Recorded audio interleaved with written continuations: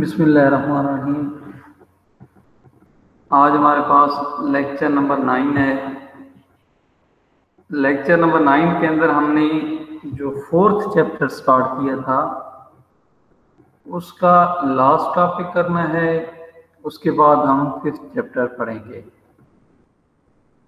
ठीक है, इससे जो लास्ट हमारा लेक्चर था लेक्चर नंबर 8, लेक्चर नंबर 8 के अंदर हमने स्टैंडर्ड डेविएशन एंड वेरिएंस पढ़ा था और मोमेंट्स के बारे में पढ़ा था।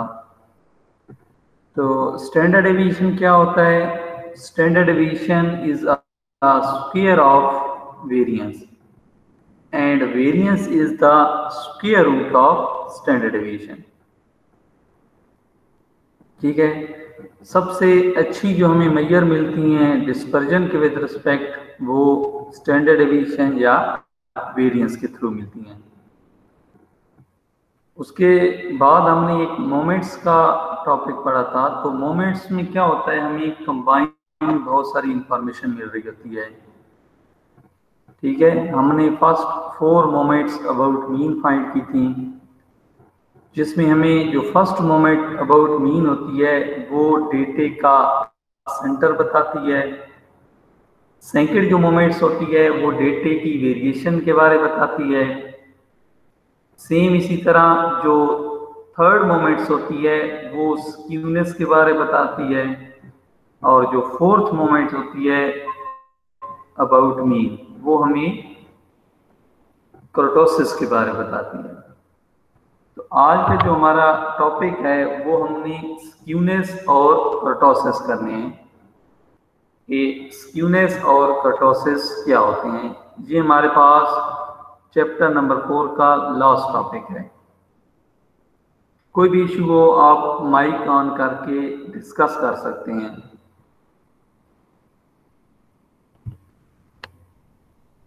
देखिए जी, सबसे पहले मैंने इसकी थोड़ी सी थ्योरी डिस्कस की है। थ्योरी के अंदर क्या है कि स्क्यूनेस और कर्टोसिस के बारे में बेसिकली पढ़ना है, तो फिर पहले स्क्यूनेस पढ़ते हैं। स्क्यूनेस में 2 कैटेगरीज आती हैं, एक सिमेट्री की और दूसरी स्क्यूनेस की। तो फर्स्ट जो स्लाइड है इस पे मैंने सिमेट्री और स्क्यूनेस की जो डेफिनेशन है उसको एक्सप्लेन किया है। सबसे पहले सिमेट्री क्या होती है? What is symmetry? In a symmetrical distribution a deviation below the mean is equal to corresponding deviation above the mean. This is called symmetry. क्या बता रहा है? वो कहता है कि जो आपके पास मीन होता है, मीन की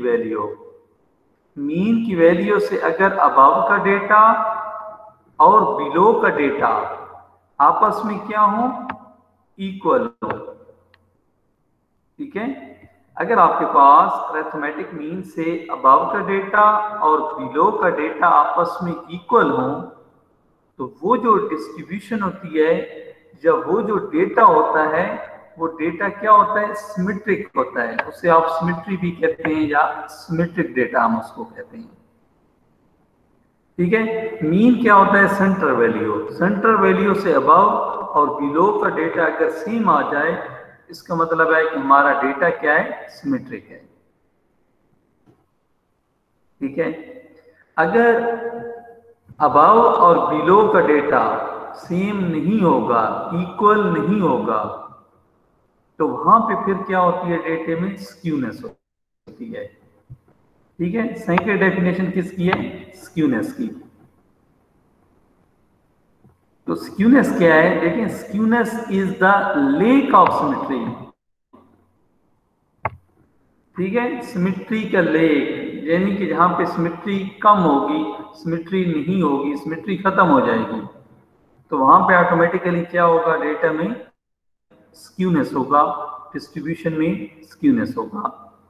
क्या कह रहे हैं, skewness is the lack of symmetry in a distribution around some central value mean, median, mode, ये तीनों हमारे पास क्या है, सेंटर वैल्यू देते हैं, डेटा की एवरेज वैल्यू देते हैं।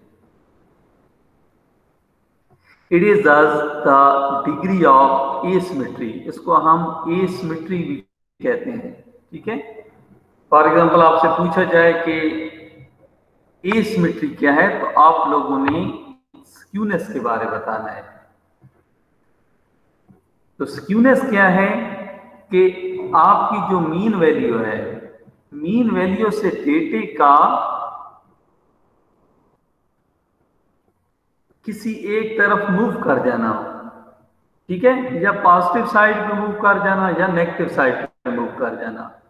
मूव करने की क्या मीनिंग है कि डेटा सेम ना हो, मतलब दो साइड्स इक्वल ना हो।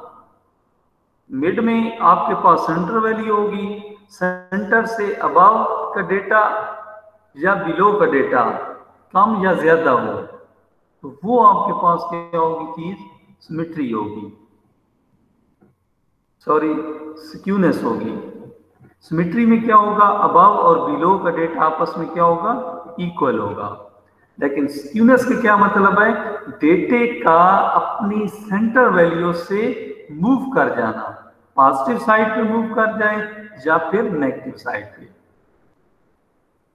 उसे हम स्क्यूनेस कहते हैं।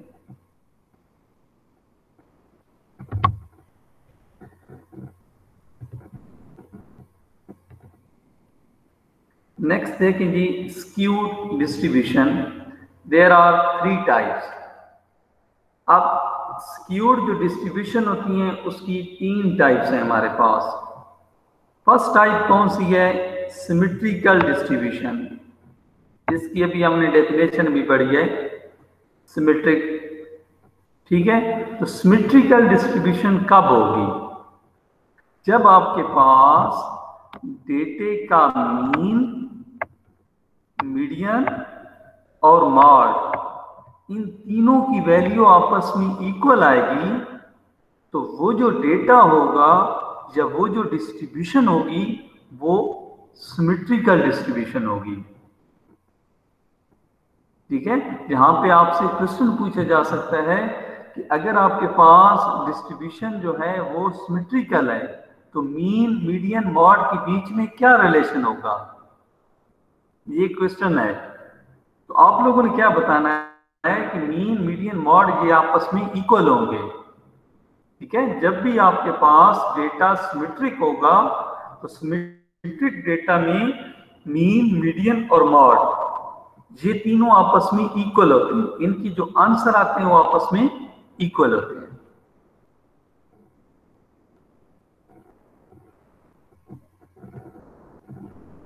ये हो गई सिमेट्री। दूसरा हमारे पास क्या है, positively skewed distribution. Positively skewed कब होगा, डेटा आपका, मैंने बताया ना, एक चीज सिमेट्रिक है, दूसरी स्क्यूनेस है। तो सिमेट्रिक में ये है कि सेंटर से अबव और बिलो का डेटा सेम होगा। मैथमेटिकल आप बताएंगे तो आप कहेंगे मीन, मीडियन, मॉड आपस में इक्वल होंगे, वो डेटा जो होगा वो सिमेट्रिक होगा। अगर डेटा सिमेट्रिक नहीं है, डेटा में स्क्यूनेस मौजूद है, तो वो स्क्यूनेस 2 टाइप का हो सकता है, या डेटा में पॉजिटिव स्क्यूनेस होगा या फिर डेटा में नेगेटिव स्क्यूनेस होगा। ठीक है, पॉजिटिव स्क्यूनेस कब होगा, जब आपके पास मीन की वैल्यू ग्रेटर देन हो किससे, मीडियन से, और मीडियन ग्रेटर देन हो मॉड से। ठीक है, तो वो जो डेटा होगा वो पॉजिटिवली स्क्यूड डेटा होगा। अगर आपके पास एक डेटा है, आप उसका मीन, मीडियन और मॉड फाइंड करते हैं, तो मीन की वैल्यू ग्रेटर देन हो मीडियन से और मीडियन ग्रेटर देन हो मॉड से, तो हमेशा याद रखिएगा उस डेटा में पॉजिटिव स्क्यूड है, उस डेटा में पॉजिटिवली स्क्यूनेस मौजूद है।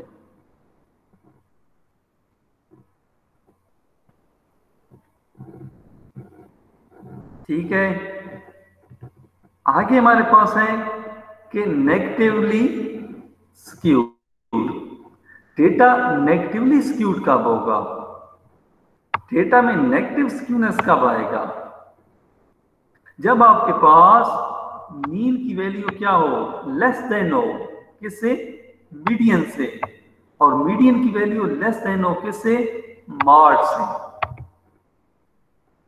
अगर मीन की वैल्यू लेस आएगी मीडियन से और मीडियन की लेस आएगी मॉड से, मतलब सबसे बड़ी वैल्यू मॉड की होगी, मॉड से छोटी मीडियन होगी, मीडियन से छोटी मीन होगी, तो वो जो डेटा होगा उसमें नेगेटिव स्क्यूड मौजूद होगा, उसमें नेगेटिवली स्क्यूनेस मौजूद होगा। ठीक है, ये आपके पास स्क्यूड की 3 डिस्ट्रीब्यूशन है, 3 टाइप्स हैं। या तो डेटा सिमेट्रिक हो सकता है, या डेटे में पॉजिटिव स्क्यूड होगा, या डेटा नेगेटिव स्क्यूड होगा। डेटा सिमेट्रिक होगा तो मीन मीडियन मॉड के बीच में ये रिलेशन होगा कि मीन मीडियन की इक्वल होगा और मीडियन मॉड की इक्वल होगा, इन तीनों की वैल्यू आपस में इक्वल होगी। अगर डेटा में नेगेटिव स्क्यूड मौजूद है तो मीन मीडियन मॉड के बीच में क्या रिलेशन होगा? मीन ग्रेटर देन मीडियन होगा और मीडियन ग्रेटर देन मॉड होगा। और अगर डेटा में नेगेटिवली स्क्यूड मौजूद है तो हमेशा याद रखिएगा जो मीन होगा मीन लेस देन मीडियन होगा और मीडियन लेस देन मॉड होगा।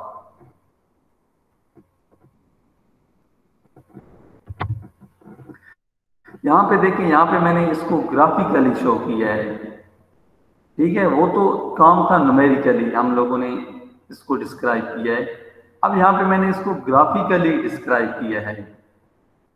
देखें जी, सेम वही बातें होंगी। देखें, मीन हो मीडियन हो मॉड, सबसे पहले बात करते हैं सिमेट्रिक की। तो यहाँ पे क्या आती हैं, ये जो डॉटेड लाइन शो हो रही है, यहाँ पे हमारे पास मीन की भी वैल्यू हो सकती है, मॉड की भी हो सकती है। ठीक है, ये सेंटर में। तो अब इस सेंटर से देखें, बिलो और अबव का डेटा आपस में सेम है। ये जो ग्राफ है इसमें ये सेंटर है, सेंटर से बिलो और अबव का जो शेप है वो बिल्कुल सेम है।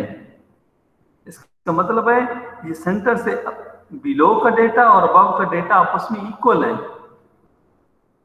तो ये जो आपके पास ये डायग्राम है, ये क्या चीज शो कर रही है कि डेटा के अंदर डेटा जो है आपका वो सिमेट्रिक है।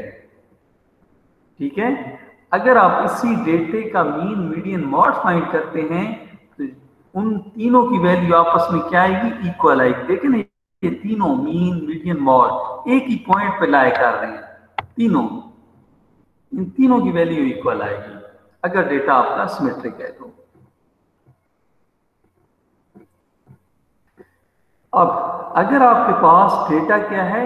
पॉजिटिवली स्क्यूड है, तो ग्राफिकली उसकी ऐसी शेप होगी, ये जैसे शेप है।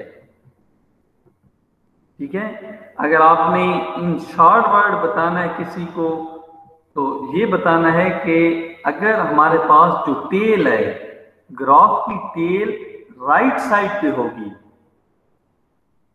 तो उस डेटा में पॉजिटिव स्क्यूड होता है, उस डेटा में पॉजिटिवली स्क्यूनेस मौजूद होता है। ये देखें ना, ये हमारे पास ग्राफ है, तो ग्राफ की जो टेल है, ये टेल होती है, ये टेल देखें ना राइट साइड पे ज्यादा है। अगर आपके पास जो टेल होगी वो राइट साइड पे क्या होगी? ज्यादा होगी, वो जो डेटा होगा उस डेटा में पॉजिटिवली स्क्यूड मौजूद होगा। अभी जैसे हमने पीछे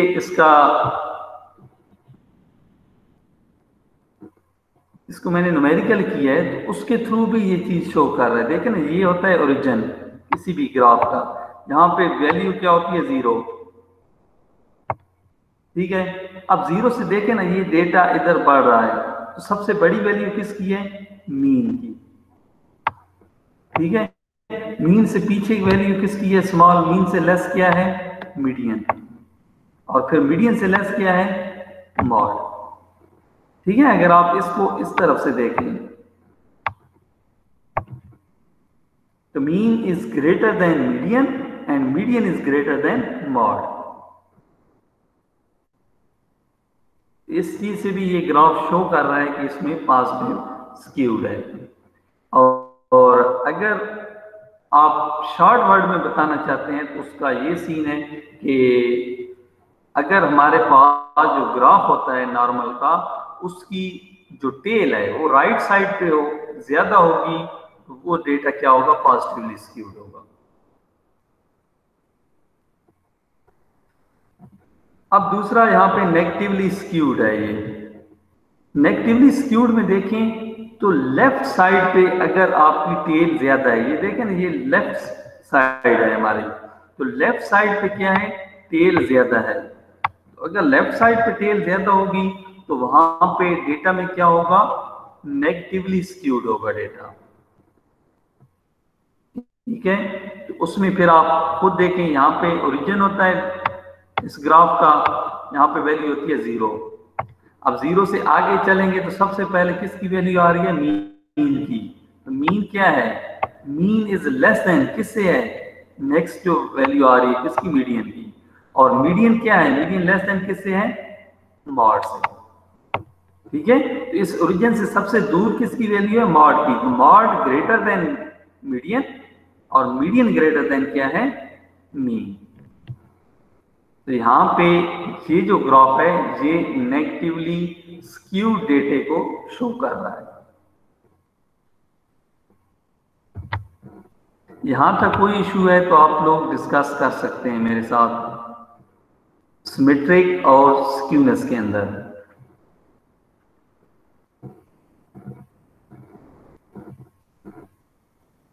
बेटा कोई भी इशू है तो आप लोग डिस्कस कर सकते हैं।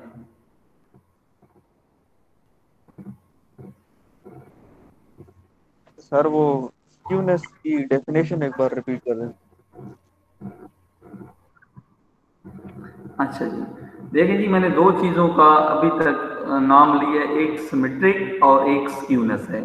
सिमेट्रिक का ये है कि जो आपके पास सेंटर वैल्यू होती है, सेंटर से अबव और बिलो का डेटा अगर सेम है तो वो डेटा सिमेट्रिक होगा। अगर आप उसको न्यूमेरिकली देखना चाहते हैं तो उस डेटे का मीन, मीडियन और मॉड ये तीनों आपस में इक्वल होंगे तो वो डेटा सिमेट्रिक होगा। अब अगर डेटे के अंदर सिमेट्रिक नहीं है तो लाजमी, जब डेटे के अंदर लेक ऑफ सिमेट्री है तो वहां पे क्या होगा, स्क्यूनेस होगा। इसका मतलब है कि जो सेंटर वैल्यू है उससे अबव और बिलो का जो डेटा है वो सेम नहीं है, वो आपस में इक्वल नहीं है। ठीक है, तो डेटे में अगर सेंटर वैल्यू से अबव या बिलो का डेटा सेम ना हो तो उस डेटा में स्क्यूनेस मौजूद होता है। या आप दूसरे अल्फाज में स्क्यूनेस के बारे में ये बता सकते हैं कि डेटे का मूव कर जाना पॉजिटिव साइड पे या फिर नेगेटिव साइड पे। जब हमारा डेटा सेंटर वैल्यू से मूव कर जाता है उस डेटा में स्क्यूनेस मौजूद होती है। ठीक है, वो पॉजिटिव भी हो सकती है, नेगेटिव भी हो सकती है। पॉजिटिव के लिए क्या होगा कि मीन की वैल्यू ग्रेटर देन मीडियन होगी और मीडियन की वैल्यू ग्रेटर देन मॉड होगी। और नेगेटिव के लिए क्या शर्त है कि मीन की वैल्यू जो होगी लेस देन मीडियन और मीडियन की वैल्यू लेस देन मॉड। तो ये हमारे पास क्या होगा, स्क्यूनेस होगा। ठीक है सर, शुक्रिया।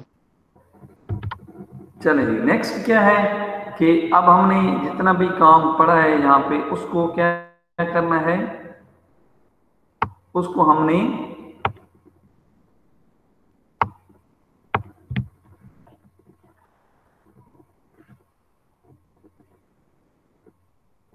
यहाँ पे हमने उसको मेजर भी करना है। ठीक है, तो इसको मेजर कैसे किया जाता है स्क्यूनेस या सिमेट्री को, उसके लिए कुछ फार्मूले हैं। 4th चैप्टर हम पढ़े थे तो 4th चैप्टर में दो चीजें हैं, एक एब्सोल्यूट मेजर है और दूसरा क्या, रिलेटिव। तो स्क्यूनेस फाइंड करने के लिए एब्सोल्यूट मेजर का भी फार्मूला है और रिलेटिव की भी है। अगर आप एब्सोल्यूट मेजर में स्क्यूनेस फाइंड करना है तो उसका फार्मूला है कि मीन माइनस मॉड। सिंपल सा फार्मूला है, डेटा में से अरिथमेटिक मीन की वैल्यू फाइंड करें और उसमें से मॉड की वैल्यू जो आएगी उस डेटा में उसको सब्ट्रैक्ट कर दें तो आपके पास स्क्यूनेस आ जाएगा।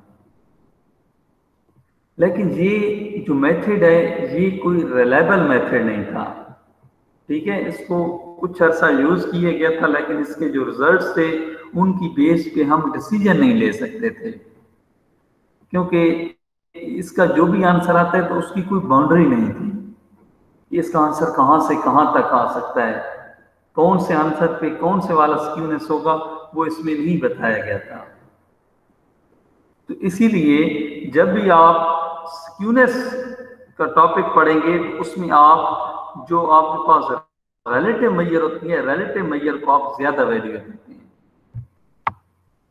ठीक है, क्योंकि रिलेटिव के जो फार्मूले हैं वो प्रॉपर हैं, वो डिफरेंट स्टैटिस्टिशियन ने दिए हुए हैं और उन्होंने एक रेंज बताई हुई है। इन फार्मूलों को आप यूज करेंगे तो इस रेंज में आंसर आएगा, ये आंसर आएगा तो ये वाला स्क्यूनेस मौजूद होगा। इसीलिए हम ज्यादा प्रेफरेंस जो देते हैं स्क्यूनेस के लिए वो रिलेटिव मेजर को देते हैं, ठीक है। इसमें फर्स्ट जो हमारे पास है, फर्स्ट कौन है, curl person coefficient of skewness. Curl person एक स्टैटिस्टिशियन था, इन्होंने एक मेथड डिलीवर किया था, बताया था, ठीक है, कोफिशिएंट ऑफ स्क्यूनेस फाइंड करने के लिए। तो coefficient of skewness by Karl Pearson क्या फार्मूला है हमारे पास, mean minus mode over standard deviation. Karl Pearson ने एक मेथड दिया था कोफिशिएंट ऑफ स्क्यूनेस फाइंड करने के लिए कि मीन से मॉड को सब्ट्रैक्ट करें और स्टैंडर्ड डेविएशन पे डिवाइड करें। जो रिजल्ट आएगा वो कोफिशिएंट ऑफ स्क्यूनेस का होगा। फिर इस पे कुछ अर्सा इसने काम किया, उसके बाद इसने एक और भी फार्मूला दिया था कोफिशिएंट ऑफ स्क्यूनेस के लिए। वो कौन सा था कि 3 into mean minus median over standard deviation. ये इसके दो फार्मूले हैं, ये पहले दिया था, ये बाद में आया, फिर बाद में इसने ये फार्मूला दिया था। लेकिन इसने बताया था कि अगर आप ये फार्मूला सेकंड वाला यूज करते हैं इसके रिजल्ट पहले वाले की निस्बत अच्छे आते हैं। लेकिन ये नहीं है कि हम उस पहले वाले को इसने रिजेक्ट नहीं किया था, उसने कहा था उसके भी आंसर ठीक हैं, लेकिन उससे भी अच्छे अगर रिजल्ट लेने हैं तो फिर आप ये फार्मूला यूज करें, ठीक है। तो आप लोगों की यहाँ पे अपनी मर्जी है, फर्स्ट वाला फार्मूला यूज करें या सेकंड वाला। तो उसने कहा था कि ये अगर फार्मूले आप यूज करते हैं तो जो इनका आंसर है it's answer lie between -3 to +3। इसने कहा था जब भी आप कोफिशिएंट ऑफ स्क्यूनेस फाइंड करने के लिए ये मेरे फार्मूले यूज करेंगे तो इनका आंसर -3 से +3 तक आ सकता है। फिर आगे इसने डिस्क्रिप्शन बताई थी कि अगर आपके पास आंसर नेगेटिव वैल्यू में आ रहा है, ठीक है, नेगेटिव की कोई भी वैल्यू आ रही है तो आपके डेटा में नेगेटिवली स्क्यूनेस मौजूद होगा। अगर आपके पास जो भी आंसर आया है, ठीक है, वो 3 से +3 से तो लेस होगा, लेकिन जो भी आंसर आए +3 तक आ सकता है। तो जो भी आंसर आए लेकिन उसके साथ क्या हो, प्लस का साइन हो, तो उस डेटा में पॉजिटिवली स्क्यूड मौजूद होगा। और अगर आप इन फार्मूलों को यूज करते हैं और आंसर आपके पास 0 आ जाता है, आंसर क्या आता है 0, एग्जैक्ट 0। अगर आपके पास एग्जैक्ट 0 आंसर आता है तो इसका मतलब है जो डेटा आप यूज कर रहे हैं वो डेटा सिमेट्रिक है, उस डेटा में फिर स्क्यूनेस मौजूद नहीं है, ठीक है। लेकिन इसके फार्मूले क्या है, मीन माइनस मॉड। तो अब हमने पीछे पढ़ा है कि मीन सिमेट्रिक में क्या होगा, मीन और मॉड की वैल्यू आपस में इक्वल होगी। जब मीन और मीडियन की वैल्यू आपस में इक्वल होगी, तो जब इक्वल वैल्यूज होंगी तो लाजमी बात है यहाँ पे जब सब्ट्रैक्ट करेंगे तो आंसर क्या हो जाएगा, 0। ये फार्मूला यूज करें तब भी 0 हो जाएगा। उसने कहा है कि अगर एग्जैक्ट 0 आंसर आता है तो इसका मतलब है जो आपके पास डेटा है उसमें क्या है, वो डेटा वो डेटा क्या है, सिमेट्रिक है, उसमें स्क्यूनेस मौजूद नहीं है। ये कार्ल पर्सन का एक फार्मूला था। यहाँ पे क्या है, एक और स्टैटिस्टिशियन था बोएले। बोएले ने अपना एक फार्मूला बताया था। ये बोएले एक स्टैटिस्टिशियन का नाम है। उसने क्वार्टाइल को यूज करके एक फार्मूला बनाया। किस चीज को फाइंड करने के लिए, कोएफिशिएंट ऑफ स्क्यूनेस को फाइंड करने के लिए उसने किस चीज का यूज किया है, क्वार्टाइल का।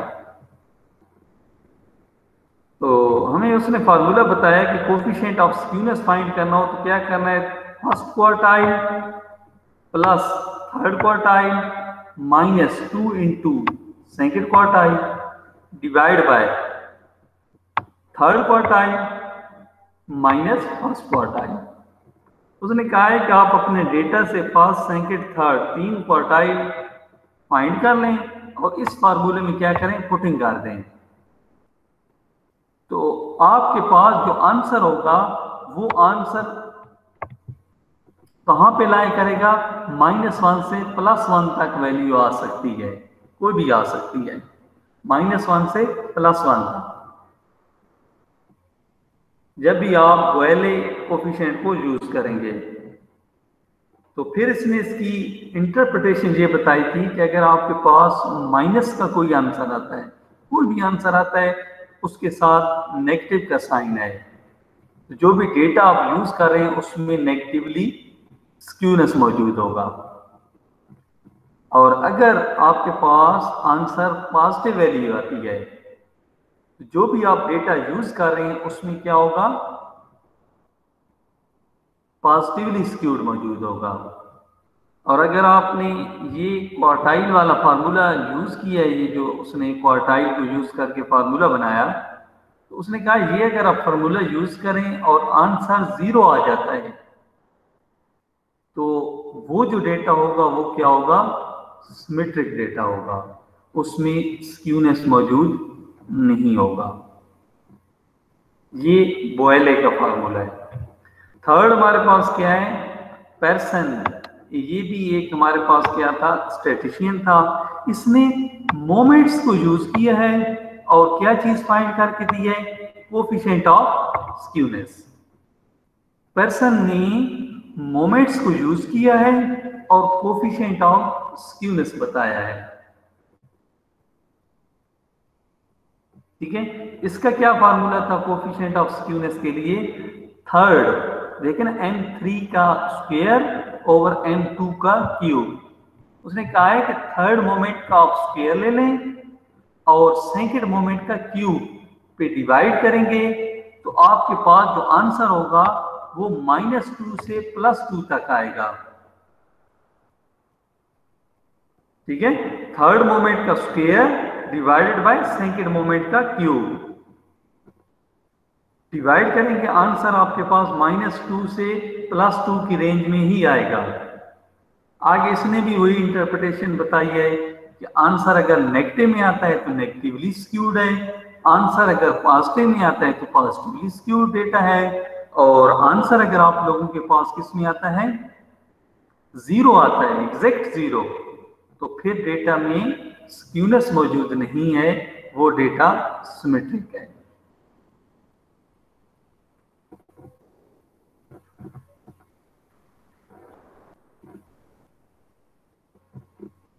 ठीक हो गया। ये तीनों के अभी हम न्यूमेरिकल क्वेश्चन करेंगे। यहाँ तक जस्ट मैंने आपको फार्मूला बताया है और इनकी इंटरप्रिटेशन बताई है। अभी हम 1 बाय 1 इनकी एक एक एग्जांपल भी सॉल्व करेंगे, मजीद चीज़ें क्लियर हो जाएंगी, आंसर आएगा, वहाँ पे मैं मजीद इंटरप्रिटेशन आपको बताऊंगा।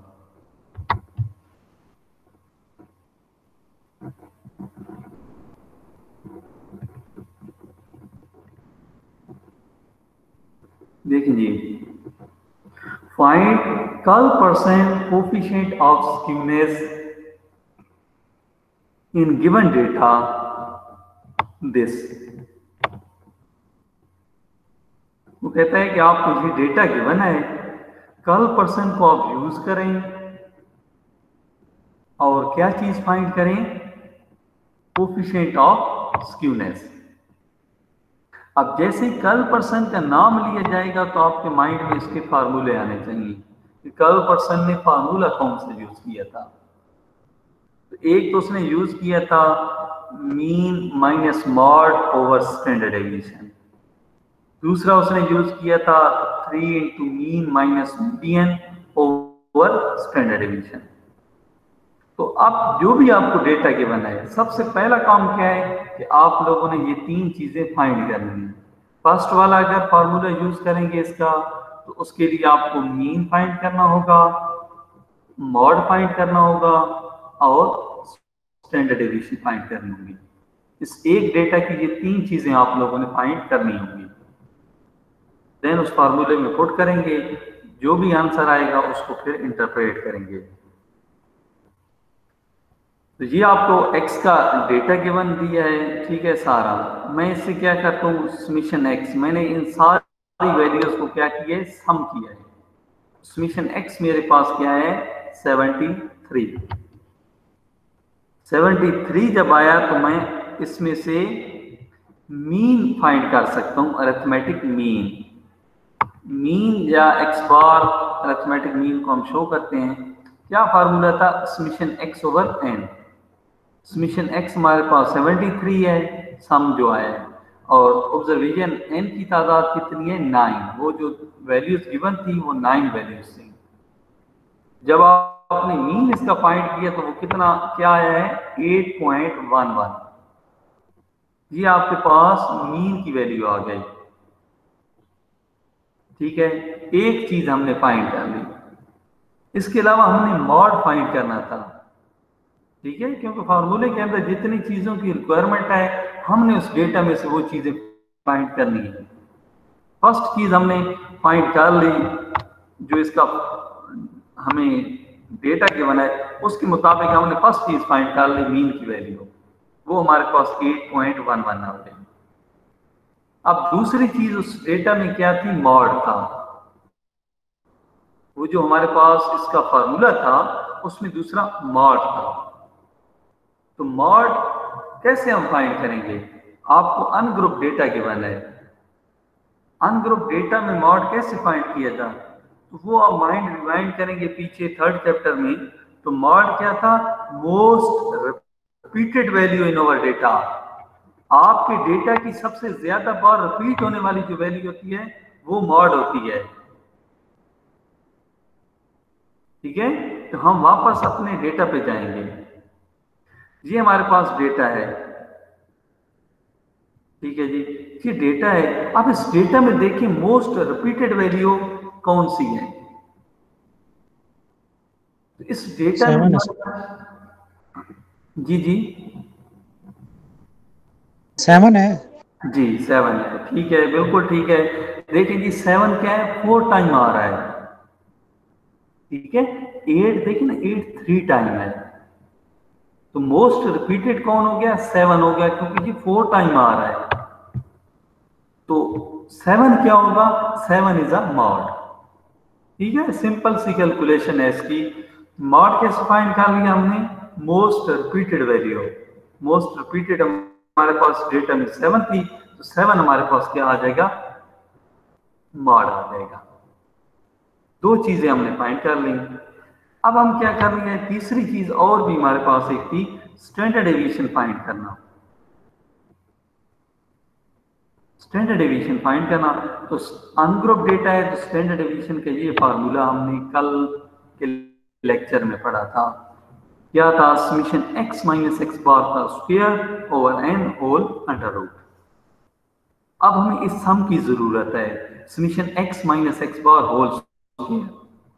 तो क्या करेंगे, x की हर वैल्यू से मीन की वैल्यू, अरिथमेटिक मीन की वैल्यू को सब्ट्रैक्ट करेंगे, होल का स्क्वायर लेंगे, देन एंड पे उन सारी वैल्यूज को ऐड कर देंगे।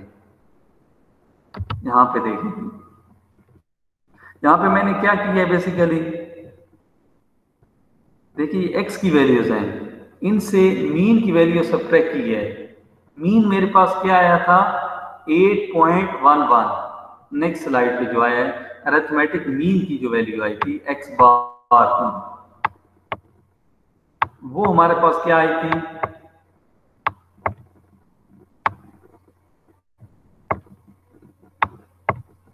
8.11। ये हमने अभी पीछे नेक्स्ट स्लाइड पे निकाली हुई है। तो हम क्या करेंगे, x की हर वैल्यू से इस 8.11 जो है इसको सब्ट्रैक्ट करेंगे, और साथ ही में मैंने क्या किया उन वैल्यूज का स्क्वायर भी ले लिया है। अगर आप साथ ही स्क्वायर भी लेते आएंगे तो एक एक्स्ट्रा कॉलम आपको नहीं बनाना पड़ेगा। तो यहाँ पे बेसिकली मैंने क्या किया 3 माइनस 8.11, जो भी आंसर आया है उसका मैंने स्क्वायर लिया है। मेरे पास आंसर क्या है 26.11। फिर मैंने क्या किया 7 माइनस 8.11, जो भी आंसर आया है उसका स्क्वायर भी ले लिया, तो मेरे पास आंसर 1.23। ठीक है, इसी तरह हमने ये सारे वैल्यूज ऑब्टेन किए हैं यहाँ तक। फिर एंड पे क्या किए, इन सारी वैल्यूज जितनी भी थी इस पूरे उसमें, इन सारों को क्या किया हमने यहाँ पे ऐड कर दिया। ऐड किए तो हमारे पास summation x minus x power whole square किसकी इक्वल है 128.87।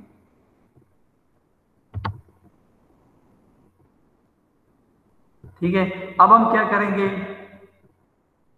इसको फार्मूले के अंदर यूज किया है 128.87, नंबर ऑफ ऑब्जर्वेशन 9 थी, डिवाइड करेंगे, देन इसका क्या लेंगे स्क्वायर रूट।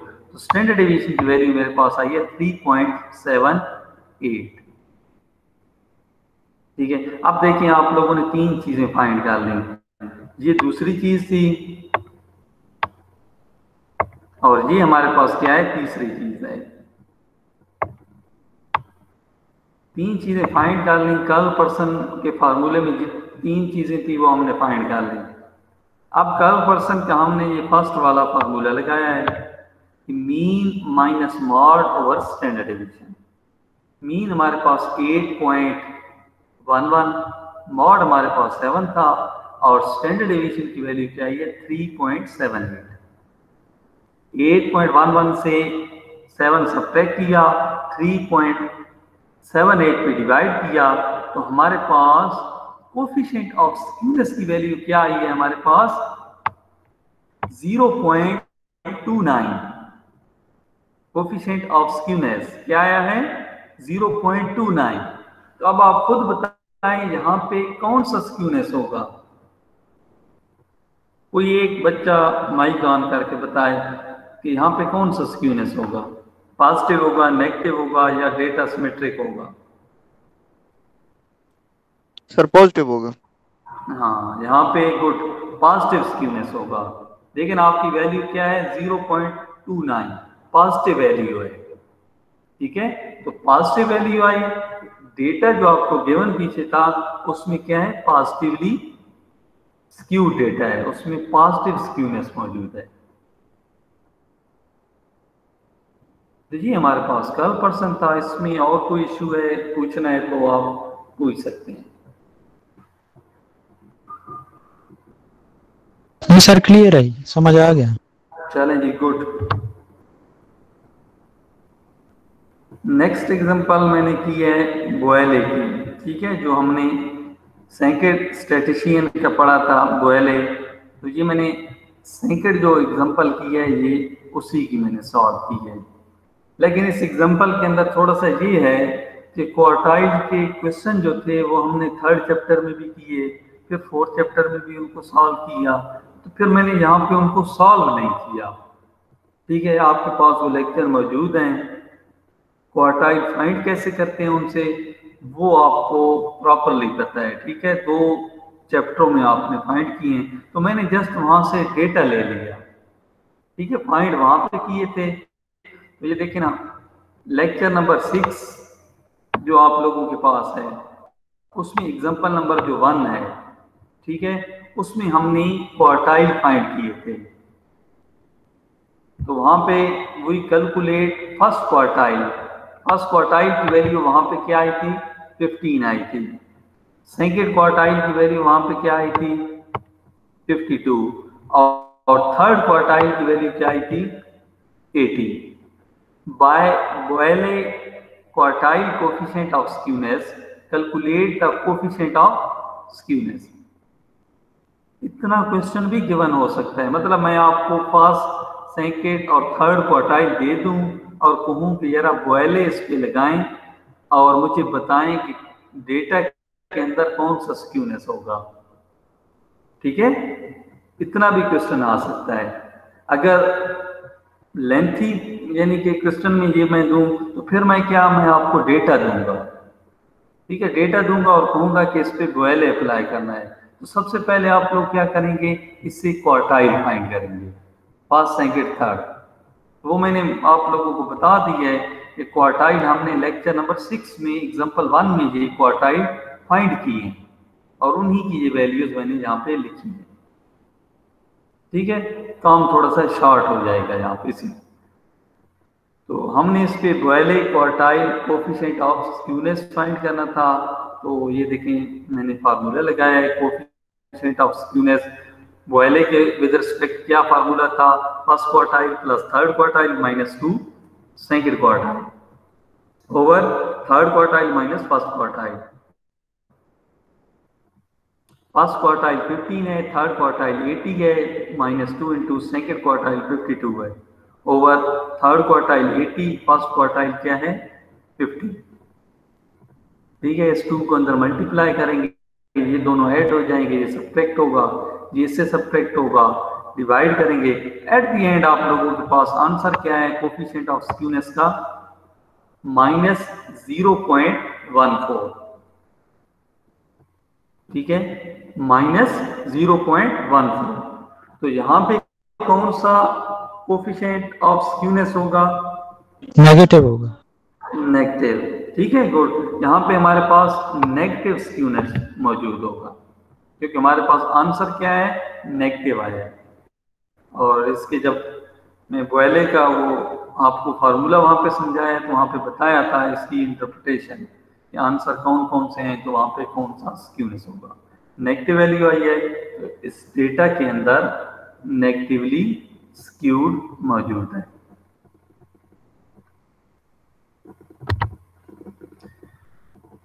बाकी ये थर्ड एग्जांपल है हमारे पास, ये मैंने person moments coefficient of skewness के लिए किया है। इसमें भी आप लोग लेक्चर नंबर 8 जो हमने कल लेक्चर किया था उसके अंदर आपको पता है कि हमने मोमेंट्स फाइंड की थी। ठीक है, उसमें एग्जांपल नंबर जो 1 है उसमें आप लोग देखिएगा कि फर्स्ट मोमेंट अबाउट मीन हमने फाइंड की थी, वो 0 आई थी। सेकेंड मोमेंट्स अबाउट मीन वो हमने फाइंड की तो वो 4.67। थर्ड मोमेंट्स अबाउट मीन 0 आई और फोर्थ मोमेंट अबाउट मीन 32.67 आई है। ये काम हम कल के लेक्चर में कर चुके हैं, तो उसको मैंने दोबारा यहाँ पे नहीं किया। ठीक है, आप वो मोमेंट्स का टॉपिक खोल के देख सकते हैं, ये एग्जांपल वहाँ पे सॉल्व हुई पड़ी है और ये आंसर आए थे। तो using Pearson moments coefficient of skewness to find the coefficient of skewness, coefficient of skewness find करना है हमने। ठीक है, फिर वही बात मैं रिपीट कर रहा हूँ कि अगर मैं आपको मोमेंट्स दे देता हूँ और जस्ट फार्मूला लगा के आपने कोफिशिएंट ऑफ स्क्यूनेस फाइंड करना है, तो ये फिर 2-3 नंबर का 4 नंबर का क्वेश्चन होता है। अगर 10-15 नंबर वाले क्वेश्चन में उसमें क्या होगा कि आपको डेटा गिवन होगा, आप उस डेटा से पहले मोमेंट्स फाइंड करेंगे, देन आप क्या करेंगे उस पे पर्सन मोमेंट्स कोफिशिएंट लगाएंगे। तो डेटा क्योंकि मैंने यहाँ पे बता दी है कि आप लेक्चर नंबर 8 में देख सकते हैं, ये एग्जांपल कल हमने सॉल्व की थी। तो जस्ट यहाँ पे मैंने इसका फार्मूला लगाया है पर्सन मोमेंट्स कोफिशिएंट का। इसको हम B1 से भी शो करते हैं। क्या फार्मूला है, थर्ड मोमेंट का स्क्वायर सेकेंड मोमेंट का क्यूब। अब देखें थर्ड मोमेंट्स आपके पास क्या है 0, 0 का स्क्वायर और सेकंड मोमेंट क्या है 4.67। इसका क्या लेना है, क्यूब लेना है। यहाँ पे ये 2 नहीं है, यहाँ पे इसको 3 कर दें, ठीक है। क्यूब लेना है आप लोगों ने, 4.67 का क्यूब, जो भी इसका क्यूब है, लेकिन ऊपर वैल्यू क्या है 0 है, तो आंसर होल क्या आएगा 0। कोफिशिएंट ऑफ स्क्यूनेस की वैल्यू क्या आ गई 0। तो जब 0 वैल्यू आती है तो फिर इसमें कौन सा स्क्यूनेस होता है? सर सिमेट्रिकल कहेंगे इसे। हाँ, डेटा क्या है जो आपने कल डेटा एग्जांपल नंबर 1 के अंदर लेक्चर नंबर 8 के अंदर यूज किया था, वो डेटा आपका क्या है, सिमेट्रिक है, ठीक है। उस डेटा के अंदर स्क्यूनेस मौजूद नहीं है, क्योंकि अभी हमने जब उसका स्क्यूनेस फाइंड किया तो उसका आंसर क्या है 0। तो मैंने बताया था जब एग्जैक्ट 0 आंसर आएगा तो वो डेटा क्या होगा आपका, सिमेट्रिकल। सिमेट्रिकल डेटा होगा। यहाँ तक बेटा कोई इशू किसी का तो डिस्कस कर सकते हैं, फिर हम नया चैप्टर स्टार्ट करते हैं प्रोबेबिलिटी का। ये हमने बिल्कुल बेसिक चीजें पढ़ी हैं, 4 चैप्टर आज यहाँ तक कंप्लीट हो जाते हैं। अभी 5th चैप्टर हम स्टार्ट करेंगे। बेसिकली आपका जो कोर्स है वो प्रोबेबिलिटी एंड स्टैटिस्टिक का है। स्टैटिस्टिक तकरीबन हमने पढ़ ली है, प्रोबेबिलिटी पढ़नी है अब हमने। प्रोबेबिलिटी आज शुरू करेंगे। आज मैंने बिल्कुल बेसिक जो प्रोबेबिलिटी के अंदर चीजें यूज होंगी आगे वही बताऊंगा। उसके बाद फिर हम उसके क्वेश्चन भी करेंगे, उसमें लॉज भी हैं।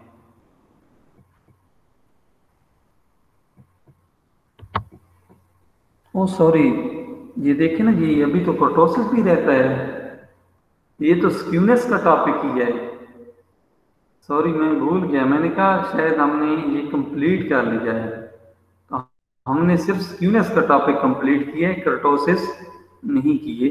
आज हमने फर्स्ट स्क्यूनेस और कर्टोसिस पढ़ने थे। चले, कर्टोसिस पे इतना टाइम नहीं लगेगा, कर्टोसिस सिंपल सा एक ही मेथड से सॉल्व होता है। देखिए जी, कर्टोसिस क्या है? Kurtosis is the degree of peakedness of the distribution usually taken as a relative to normal distribution. Kurtosis basically आपको डेटा की पीकेडनेस या फ्लैटनेस बताएंगे, ठीक है। सिमेट्री और स्क्यूनेस के अंदर हमने ये देखा है कि डेटा मिड में है, पॉजिटिव साइड पे चला गया या फिर नेगेटिव साइड पे चला गया। कर्टोसिस में क्या चीज आप देखेंगे कि डेटा हमारा कितनी पीक को जा रहा है, कितना ऊपर जा रहा है डेटा, ठीक है। डेटा की पीकेडनेस या फिर फ्लैटनेस, कि डेटा हमारा कितना फ्लैट है, ये दो चीजें कर्टोसिस के अंदर फाइंड होती हैं। तो इसमें भी 3 कैटेगरीज हैं। A distribution having relatively high peak, अगर बहुत ऊपर की पीक बनाता है, हाई पीक को जा रहा है डेटा, तो उस डेटा को आप क्या कहेंगे कि इस डेटा में लेप्टोकॉर्टेक्स मौजूद है, ठीक है। अगर डेटा हाई पीक को जा रहा है, बिल्कुल ऊपर जा रहा है, तो वो डेटा को आप क्या कहेंगे कि इस डेटा में लेप्टोकॉर्टेक्स मौजूद है। A distribution having which is flat top, अगर उसकी टॉप फ्लैट है तो वो डेटा प्लेटियोकॉर्टेक्स होगा, ठीक है। उस डेटा को कौन सा कर्टोसिस मौजूद है? प्लेटियोकॉर्टेक्स या प्लेटोकॉर्टेक्स भी कह सकते हैं।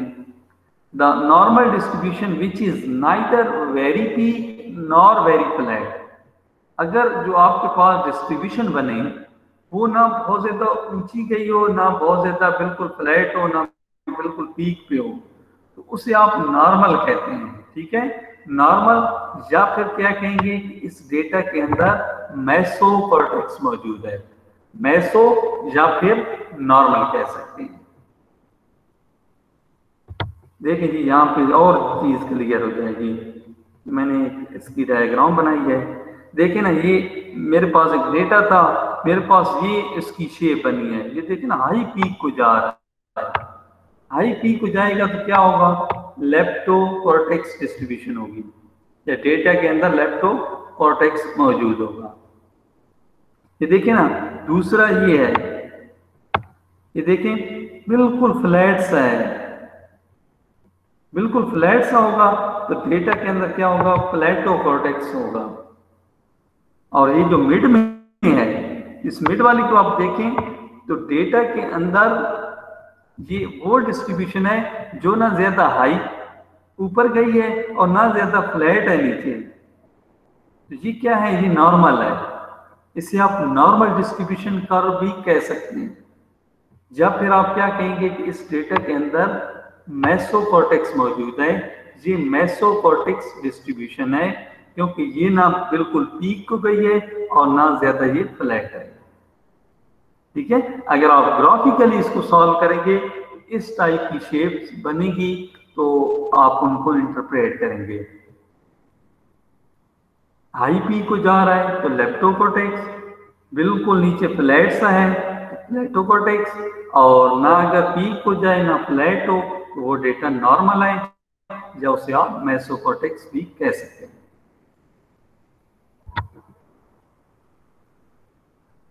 फिर यहाँ पे इसकी मैंने इंटरप्रिटेशन और फार्मूला बताया है। मैयर ऑफ कर्टोसिस, कर्टोसिस को हम मैयर कैसे करते हैं, जैसे अभी हमने स्क्यूनेस को मैयर किया है। तो measure of kurtosis based on the fourth moment about mean, fourth moment about mean और सेकंड मोमेंट अबाउट मीन, इन दो मोमेंट्स को यूज करके आप कर्टोसिस फाइंड कर सकते हैं। सिर्फ एक ही मेथड है कर्टोसिस फाइंड करने का, कि फोर्थ मोमेंट अबाउट मीन और सेकंड मोमेंट अबाउट मीन।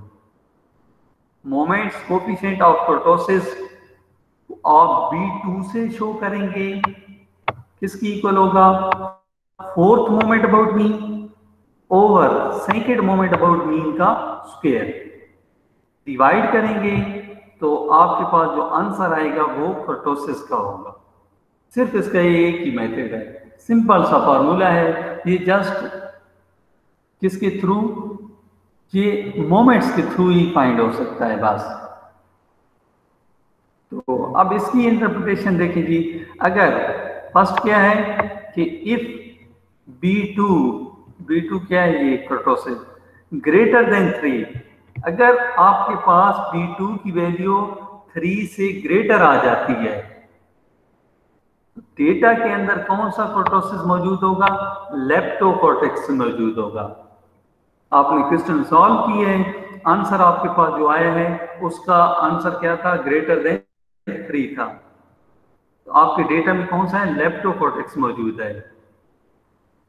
अगर आपने क्वेश्चन सॉल्व किया और आंसर जो है B2 का कर्टोसिस का वो क्या है, लेस देन 3 आया है, उस डेटा में कौन सा कर्टोसिस मौजूद है, प्लेटोकॉर्टेक्स मौजूद है। और अगर इसका आंसर क्या आता है, एग्जैक्ट 3 की इक्वल आता है। ठीक है, B2 आपने फोर्थ मोमेंट ऊपर रखी, नीचे सेकंड मोमेंट पे क्या किया, स्क्वायर लेके आपने डिवाइड किया है। ठीक है, तो आंसर आपका एग्जैक्ट 3 की इक्वल आया है। तो याद रखिएगा उस डेटा, वो डेटे में क्या है, मेसोकॉर्टेक्स है, या वो डेटा कौन सा है, नॉर्मल है, उसमें कोई कर्टोसिस मौजूद नहीं है। ठीक है, एग्जैक्ट 3 आंसर अगर आता है तो वो कौन सा होगा, मेसोकॉर्टेक्स होगा। ये इसका एक सिंपल सा फार्मूला है और ये इसकी इंटरप्रिटेशन है। अभी हम इसका एक न्यूमेरिकल क्वेश्चन कर लेते हैं। देखिए जी, लेक्चर नंबर 8 में अभी मैंने जो एग्जांपल का डेटा लिया था वही डेटा मैंने यूज किया है। ठीक है, कल वाला लेक्चर आप ओपन करें, एग्जांपल नंबर 1 में हमने कैलकुलेट की थी moments. First moment about mean 0, second moment about mean 4.67, third क्या आई है 0, और फोर्थ मोमेंट अबाउट मीन हमारे पास 32.67 आई है। फाइंड क्या चीज करनी है, कर्टोसिस फाइंड करना है। ठीक है, तो कर्टोसिस का फार्मूला लगाएं, क्या है, B2 is equal to M4 over M2 का square, fourth moment about mean over second moment about mean का square.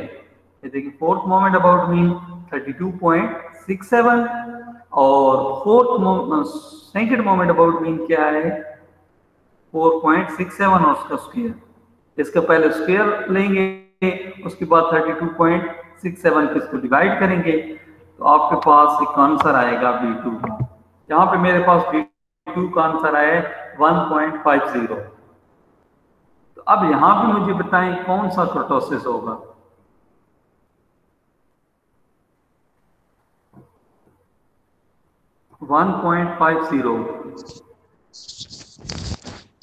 Sir, B2 is less than 3. हाँ, लेस देन 3। फर्स्ट वाला था। फर्स्ट वाला था ग्रेटर देन, अगर 3 हो तो वो लेप्टो होता है, लेस देन 3 हो प्लेटो होगा, और एग्जैक्ट 3 की इक्वल आ जाए तो वो फिर हमारे पास मेसो होता है। सर प्लेटो। यहाँ पे फिर कौन सा होगा, क्योंकि जी बिल्कुल प्लेटो कॉर्टेक्स मौजूद होगा, क्योंकि हमारे पास आंसर जो है वो लेस देन 3 है। मैं बता रहा हूँ आंसर आपके पास 2.98 भी आ जाता है, फिर भी आपके पास प्लेटो कॉर्टेक्स होगा।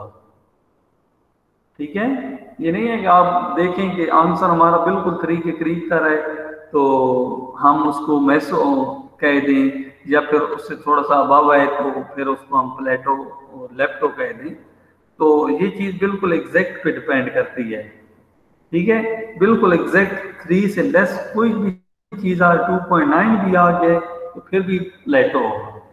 एग्जैक्ट जब 3 की इक्वल होगा तब वो मेसो बनेगा, और 3.001 भी होगा तो वो फिर क्या हो जाएगा, वो लेप्टो हो जाएगा।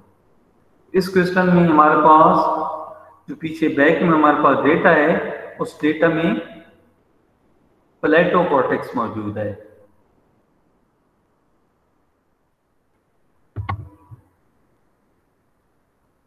ठीक है, यहां तक हमारा 4th चैप्टर था, कर्टोसिस था। कर्टोसिस जो है इसमें से काफी सारे क्वेश्चन बनते हैं। ठीक है, अगर वेबर भी हो या फिर एग्जाम भी हो तो भी इसमें से बन सकते हैं। तो ये है कि जो इंटरप्रिटेशन हो गई, ये चीजें थोड़ी सी याद करनी है इसमें से। हम आपको वैल्यू दे सकते हैं वहां पे मैसेज के अंदर कि ये वैल्यू है, मुझे बताएं इसमें कौन सा कर्टोसिस होगा, या ये वैल्यू है इसमें स्क्यूनेस है या सिमेट्रिक है। इस तरह के बहुत सारे क्वेश्चन बन जाते हैं। तो नेक्स्ट हमारे पास चैप्टर नंबर 5 है प्रोबेबिलिटी।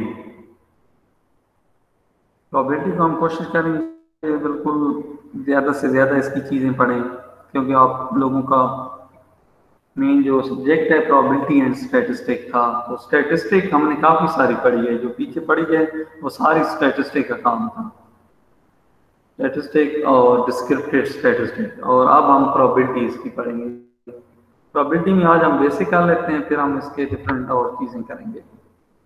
देखिए, सबसे पहले इसकी डेफिनेशन है। डेफिनेशन प्रोबेबिलिटी की क्या है, the measure of uncertainty is called probability। measure of uncertainty जो होगी वो probability होगी। मतलब क्या, ऐसी measure जिनके आने से पहले हमें उनके बारे पता ना हो, वो जो measure होती हैं वो probability होती हैं, जिसे आप सिंपल अल्फाज में चांसेस भी कह सकते हैं। किसी भी चीज के आने के कितने परसेंट चांस हैं, वो प्रोबेबिलिटी है। कोई भी चीज जो आपकी चांस पे डिपेंड करती है वो प्रोबेबिलिटी कहलाएगी। ठीक है, सिंपल सी एग्जांपल देता हूं। हम एक कॉइन को टॉस करते हैं, अब उस कॉइन की 2 साइड्स हैं, हेड भी है टेल भी है। अब ये मेजर ऑफ अनसर्टेनिटी है, ये चांस पे डिपेंड करता है कि हेड आ जाए, ये चांस पे डिपेंड करता है कि टेल आ जाए। ये कौन सी मेजर, ये मेजर ऑफ अनसर्टेनिटी। कॉइन के गिरने तक हमें नहीं पता होता हेड आएगा या टेल आएगा। ऐसी मेजर जिनके आने से पहले हमें उनके बारे पता ना हो, वो जो मेजर होंगी वो प्रोबेबिलिटी कहलाएंगी, मेजर ऑफ अनसर्टेनिटी। हम एक डाई को रोल करते हैं, वो लूडो वाला जो दाना है उसकी 6 साइड्स हैं। अब हम जब रोल कर रहे होते हैं, हमारा अगर जितना भी दिल है कि 6 आए इसके ऊपर, लेकिन वो चांस पे डिपेंड कर रहा है, कोई भी चीज आ सकती है, कोई भी साइड आ सकती है। ये कौन सी मैयर है? Maihar of uncertainty. जब हम उसको फेंकते हैं तो हमें नहीं पता होता, थ्रो कर रहे हैं हमें नहीं पता क्या चीज आएगी। ये मैयर ऑफ अनसर्टेनिटी है, चांसेस हैं। हमारे पास ताश के पत्ते हैं, टोटल 52 पत्ते हैं, तो जब हम रेंडमली उससे सेलेक्ट करते हैं हमें नहीं पता कि जो हम कार्ड सेलेक्ट कर रहे हैं, ये नंबर कार्ड सेलेक्ट हो रहा है, किंग का हो रहा है, क्वीन हो रहा है, जैक हो रहा है, क्या हो रहा है। तो मैयर ऑफ अनसर्टेनिटी है, ठीक है, चांसेस हैं, कुछ भी आ सकता है। तो ऐसी चीज जो अनसर्टेनिटी पे डिपेंड करे, चांसेस पे डिपेंड करे, वो प्रोबेबिलिटी कहलाती है। ठीक है, ये छोटी छोटी डेफिनेशन हैं। नेक्स्ट मैंने डेफिनेशन लिखी है एक्सपेरिमेंट। एक्सपेरिमेंट से तो आप खुद ही वाकिफ हैं, ये तो आम एक जनरल लफ्ज है, ठीक है, किसी भी चीज का एक्सपेरिमेंट हम कर रहे हैं। लेकिन the term experiment mean a plan, activity और process whose result yield a set of data। वो कहता है कि एक्सपेरिमेंट क्या होता है, हमारा कोई प्लान होता है, कोई एक्टिविटी होती है, कोई प्रोसेस होता है। जब हम वो प्लान, एक्टिविटी या प्रोसेस करते हैं, प्रोसेस के बाद हमें एक डेटा मिलता है, ठीक है, यानी कि ऐसा काम जिसके करने के बाद आपको एक डेटा मिले, तो वो एक्सपेरिमेंट कहलाता है। ठीक है, जैसे अब हम पढ़ रहे हैं, मैं कहता हूं कि ये, या फॉर एग्जांपल हम कोई भी यानी कि लेबोरेटरी के अंदर कोई टेस्ट कर रहे हैं, अब हम डिफरेंट चीजें मिलाएंगे, जो भी सीन होगा, तो एंड पे क्या होता है, रिजल्ट आते हैं ना कोई चीज बनती है। तो क्या है, हमने एक एक्टिविटी प्लान की है, प्रोसेस की है, उसके बाद हमें क्या, एक डेटा मिला। मैं स्टैटिस्टिकल अगर कहूँ तो हम मर्दमशुमारी करते हैं, तो ये क्या है, एक्सपेरिमेंट कर रहे हैं, ठीक है, एक प्रोसेस का नाम है।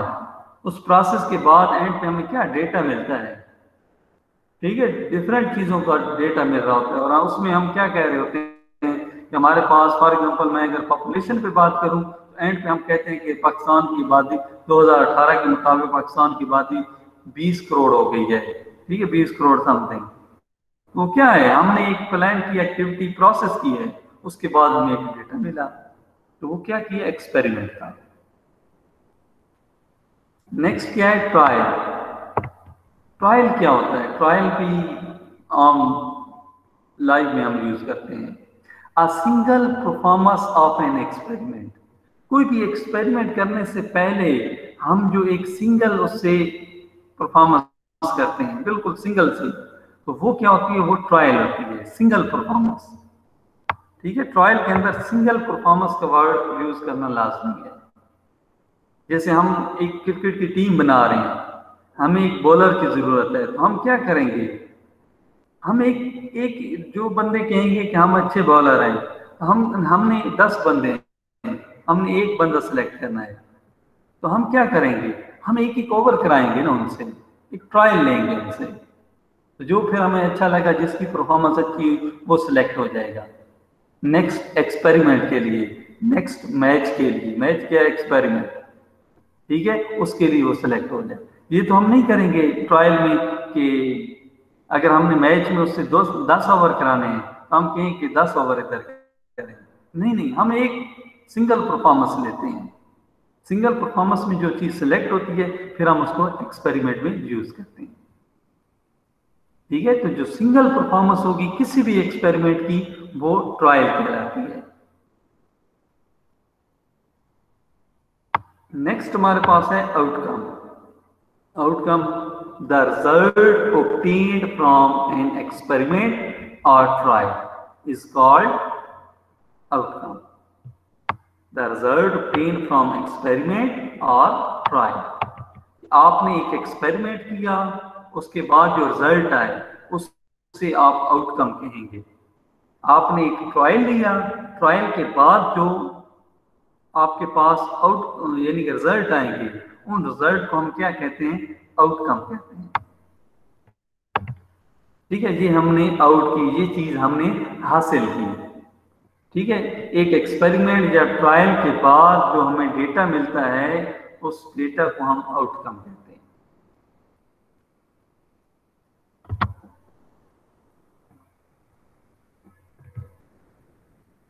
नेक्स्ट हमारे पास है रैंडम एक्सपेरिमेंट। कौन सा? Random experiment. Experiment which produce different result even though it is repeated a large number of time under essentially similar condition is called random experiment. For example, tossing a fair coin, throwing a balanced die, drawing a card from well per day 52 playing cards. Random experiment नाम से show हो रहा है जो चीज randomly हो। ऐसा experiment जिसमें आपकी पर्सनल जजमेंट इंक्लूड ना हो, वो जो एक्सपेरिमेंट होगा वो रैंडम एक्सपेरिमेंट कहलाएगा। उसमें क्या होगा कि किसी एक चीज के आने के बार बार चांसेस होंगे, चीज रिपीट हो सकती है, चीज रिपीट हो सकती है लार्ज नंबर ऑफ टाइम। ठीक है, जब भी चीज रैंडमली होगी तो वो चीज रिपीट भी होगी। जैसे मैंने इसकी एग्जांपल में बताया है, एग्जांपल में मैंने बताया टॉसिंग ऑफ फेयर कॉइन। एक कॉइन है, आप उसको टॉस करते हैं। अब आपने उस कॉइन को 5 टाइम टॉस करना है, तो हो सकता है 5 के 5 टाइम ही हेड आ जाए, 5 के 5 टाइम ही टेल आ जाए।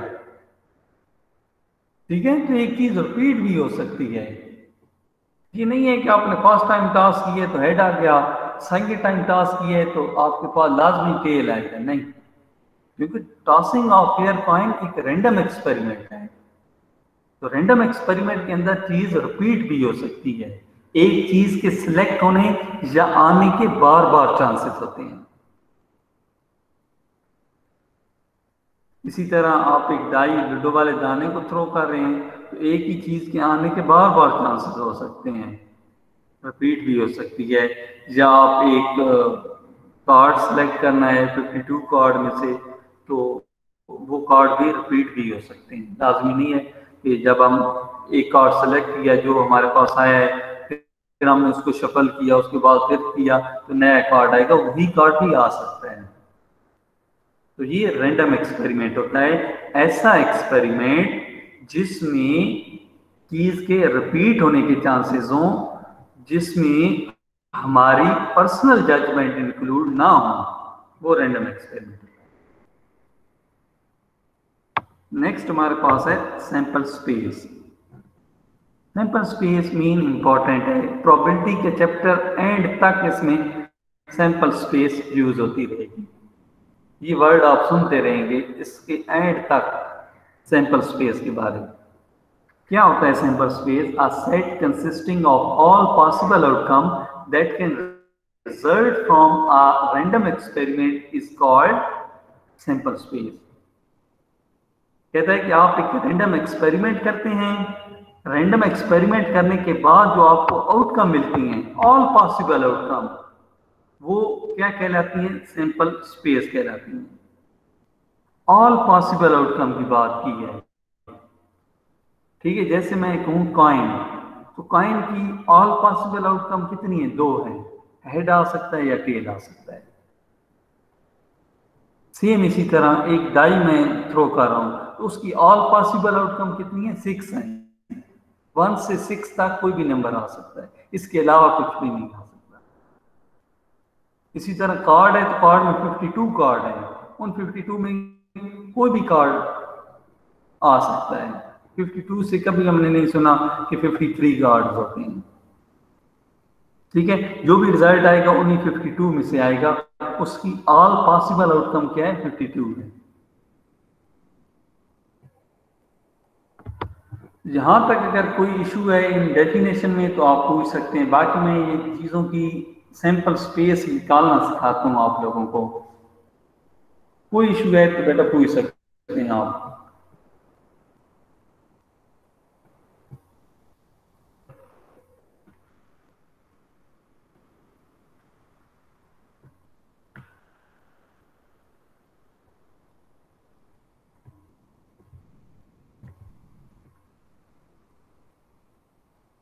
अभी जो चीज मैं समझाने लगा हूं इसको बड़े तरीके से समझना है, ठीक है, बड़े ध्यान से इन चीजों को सुनना है, क्योंकि ये आपने बार बार बनानी है। ये सैंपल स्पेसें मैंने सारी बनाई हुई हैं, ये आपको हर जगह जरूरत आएंगी।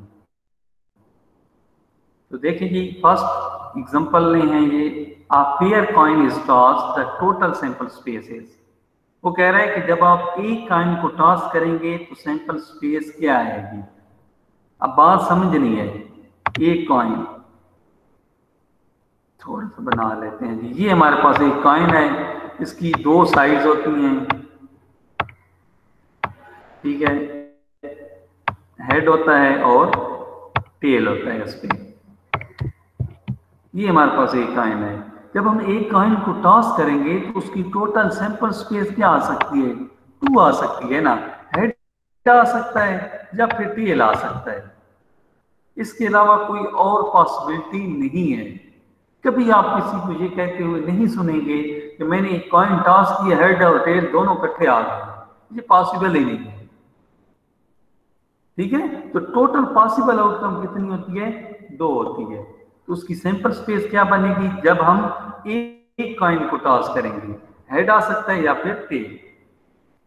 ये मैंने साथ ये चीज भी देख ली, ये चीज शो कर रहा है कि आपको पहले ही पता चल जाए कि हमारे पास सैंपल स्पेस कितनी आएगी, ठीक है। तो आप एक कॉइन को टॉस कर रहे हैं तो कॉइन की जितनी साइड्स होंगी उसको नीचे लिखेंगे। कॉइन की कितनी साइड्स होती हैं, 2 साइड्स होती हैं, हेड होता है और टेल होता है। ये 2 आ गया।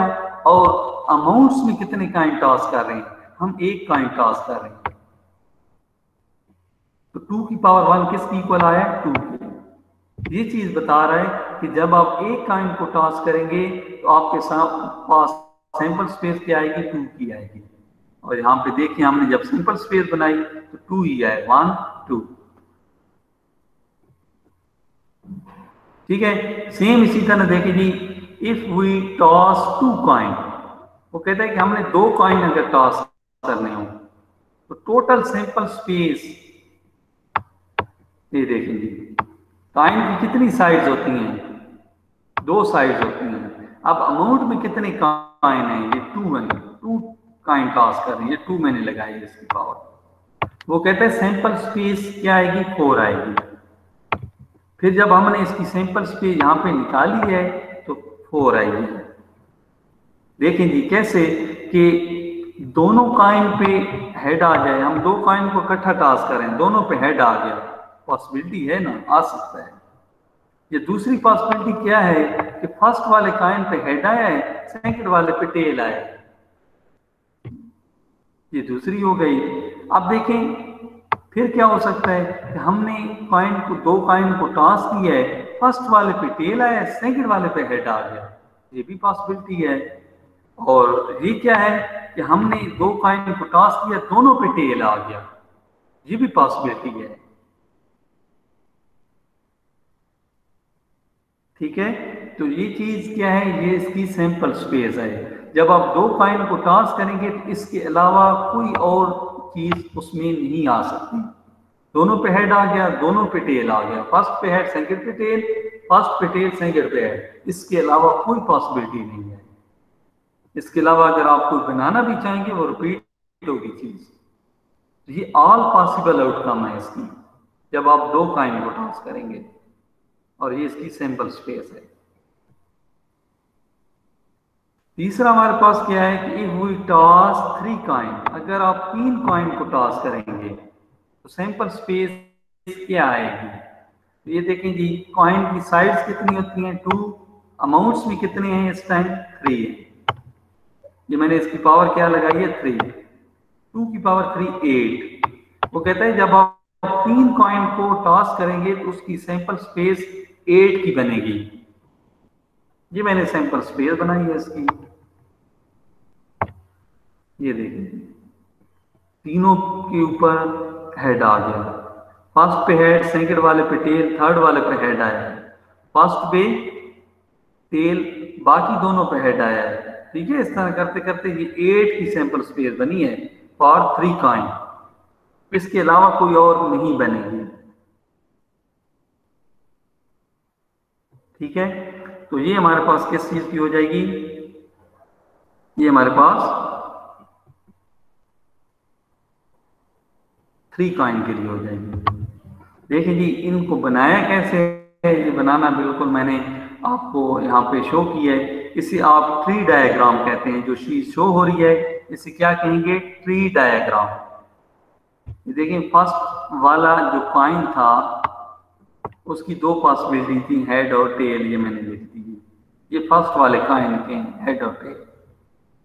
सेकंड वाला कॉइन ये 3 के लिए जब बनानी है तो कैसे सैंपल स्पेस बनानी है।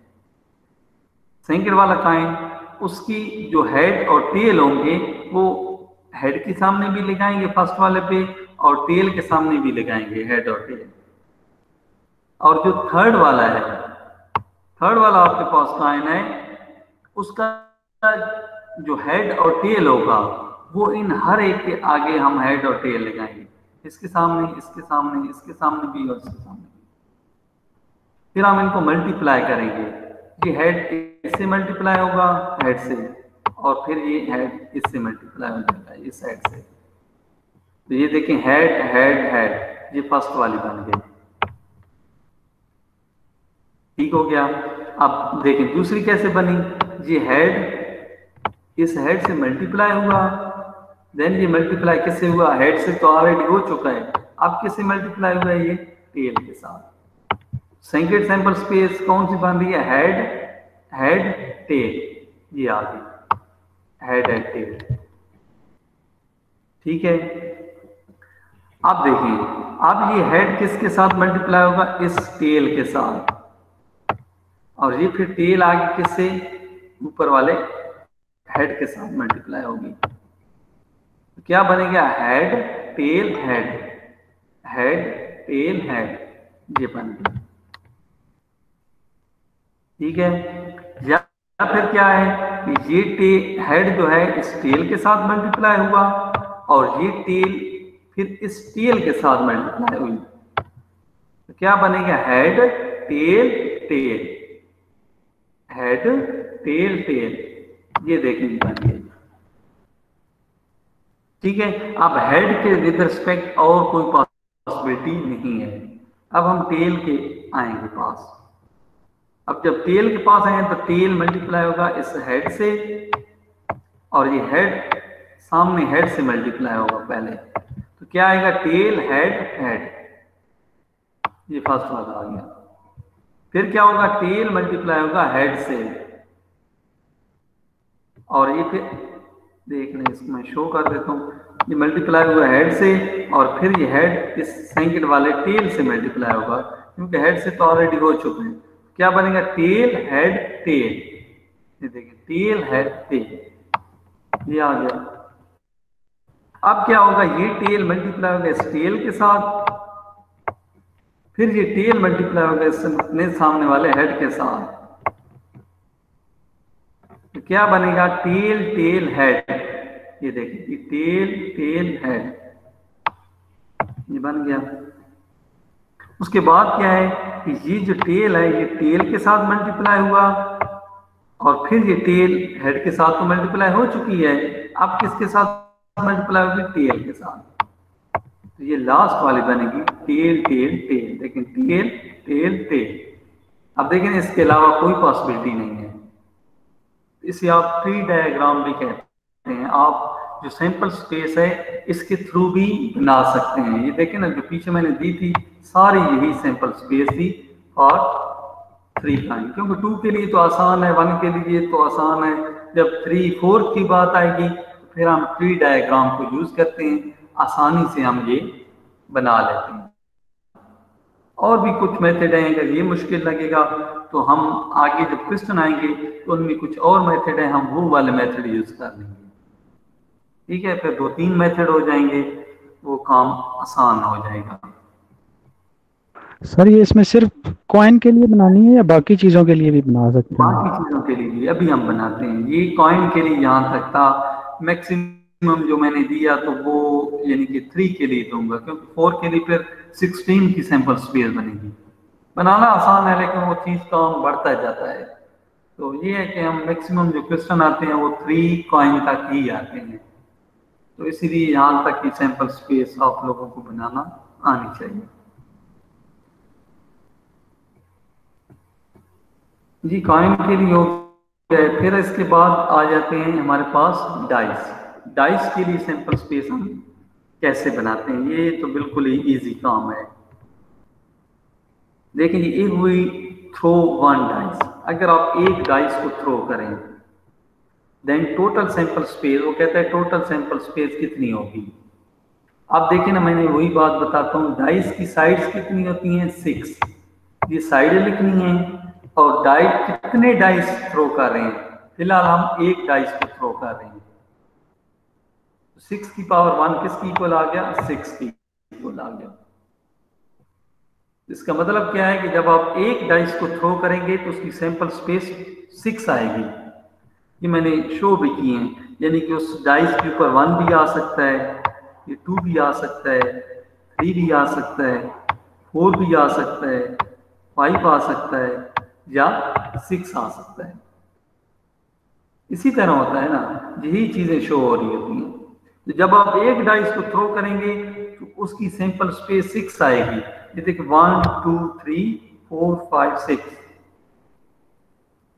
ये फिर मैंने सैंपल स्पेस की फॉर्म में भी लिख दी है। एस सैंपल स्पेस को शो कर रहा है, ये चीज शो कर रहा है कि जब आप एक डाइस को थ्रो कर रहे हैं तो 1 आ सकता है उसके ऊपर, 2 आ सकता है, 3 आ सकता है, 4 आ सकता है, 5 आ सकता है, या फिर 6 आ सकता है। तो ये एक डाइस की क्या है, कंप्लीट सैंपल स्पेस है जब आप एक डाइस को थ्रो करेंगे।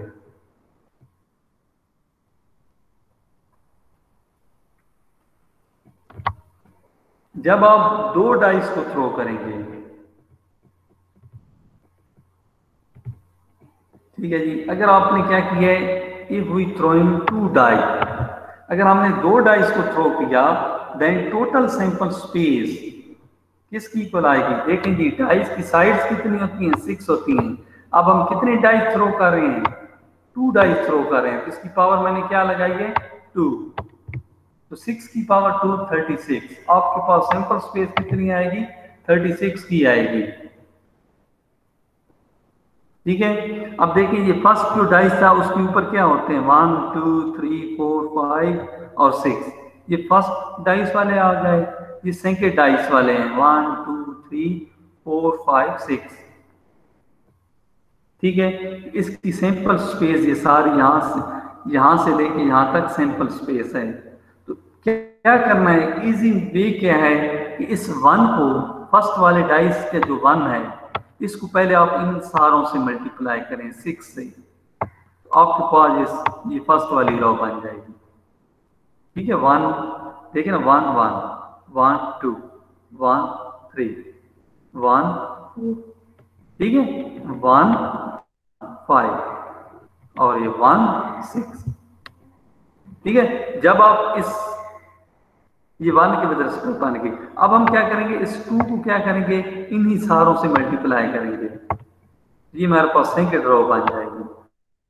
इसी तरह 3 को मल्टीप्लाई करेंगे इन सारों से, तो हमारे पास ये थर्ड रो बन जाएगी।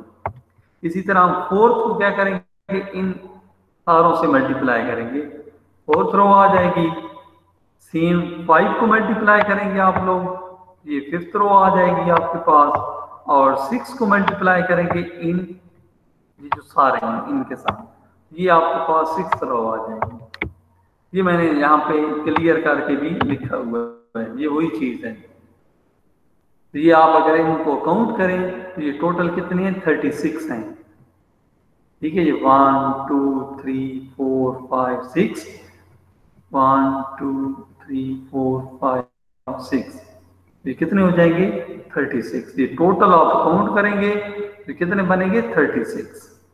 जब हम सर दो डाइस, सर इनको डायरेक्ट भी लिख सकते हैं ये सैंपल्स पे, या वो टेबल बनाना जरूरी है? नहीं, ये टेबल बस आपको समझाने के लिए मैंने इसकी जो है पिक्चर लगाई हुई है। बाकी आप लोगों ने सिर्फ ये बनाना है जो मैंने ये बनाया हुआ है।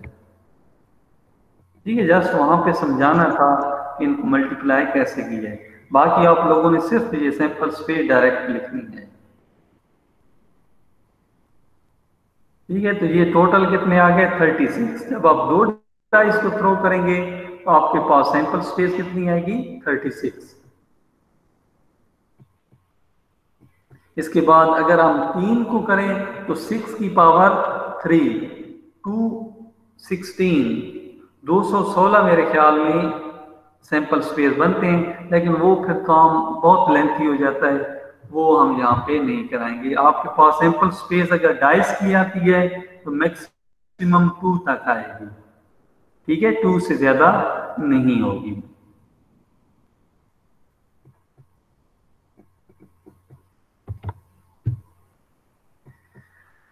नेक्स्ट हमने सैंपल स्पेस बनानी है किसकी, कार्ड की। ठीक है, देखें जी, कार्ड की चीजें बहुत सारी हैं, ये याद रखनी है। Drying of a card from a well shuffled deck of 52 playing card. तो अब ये मैंने पिक्चर डाली हुई है यहाँ पे, ये है कि आप कार्ड की जो सैंपल स्पेस है इसमें से बहुत सारे क्वेश्चन बनते हैं, वो याद करनी है। ठीक है, अभी मैं जो चीजें बताने लगा हूं वो बस माइंड में रखनी है। टोटल आपके पास 52 कार्ड होते हैं।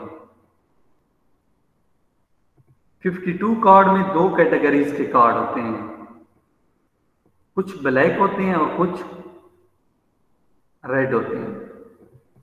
आपके पास 26 रेड होते हैं, 26 ब्लैक होते हैं। इसके अलावा कार्ड पे और कोई कलर नहीं होता, सिर्फ दो कलर होते हैं, एक रेड होता है और एक ब्लैक होता है। 26 ब्लैक के होते हैं, 26 रेड के होते हैं। फिर इसमें 4 कैटेगरीज हैं। ठीक है, ब्लैक में 2 कैटेगरीज हैं, क्लब के कार्ड होते हैं और स्पेड के कार्ड होते हैं। ये ब्लैक की 2 कैटेगरीज हैं। 13 कार्ड क्लब के होते हैं, 13 स्पेड के होते हैं, 26 ब्लैक के हो गए। रेड में भी 2 कैटेगरीज होती हैं, डैमेज और हर्ट। 13 डैमेज के होते हैं, 13 हर्ट के होते हैं। कितने हो गए 26 प्लस 26 52। ठीक हो गया। उसके बाद आपके पास 4 जो होते हैं एस कार्ड होते हैं। आपके पास 1 वाला कार्ड नहीं होता, एस कार्ड होता है जिसके ऊपर ए लिखा हुआ होता है। वो कितने होते हैं देखिए, 1 2 3 4 आपके पास एस कार्ड होते हैं। उसके बाद आपके पास नंबर कार्ड होते हैं। नंबर कार्ड कौन से होते हैं, जिनके ऊपर नंबर लिखा हुआ होता है। 2 से 10 तक नंबर होते हैं। देखिए ना, 2 वाले भी होते हैं, 3 4 5 6 7 8 9 10। ठीक हो गया, ये नंबर कार्ड होते हैं। नंबर कार्ड टोटल कितने होंगे, 1 2 3 4 5 6 7 8 9 36। ये आपके पास नंबर कार्ड कितने होते हैं, देखिए ना, यहां से यहां तक ये सारे क्या हैं, नंबर कार्ड हैं। ये ऐसे कार्ड हैं जिनके ऊपर नंबर होता है। इन टोटल आप इनको काउंट करें तो ये कितने हैं, 36 हैं।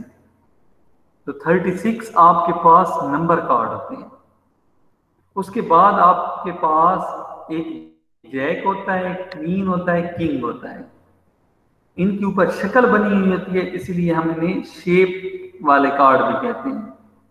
तो टोटल आपके पास शेप वाले कार्ड कितने होते हैं, ये आपके पास 6 वाले कार्ड हैं। 1 2 3 4 5 6 7 8 9 10 11 12। आपके पास 12 शेप कार्ड होते हैं जिनके ऊपर शक्ल बनी हुई होती है। ठीक है,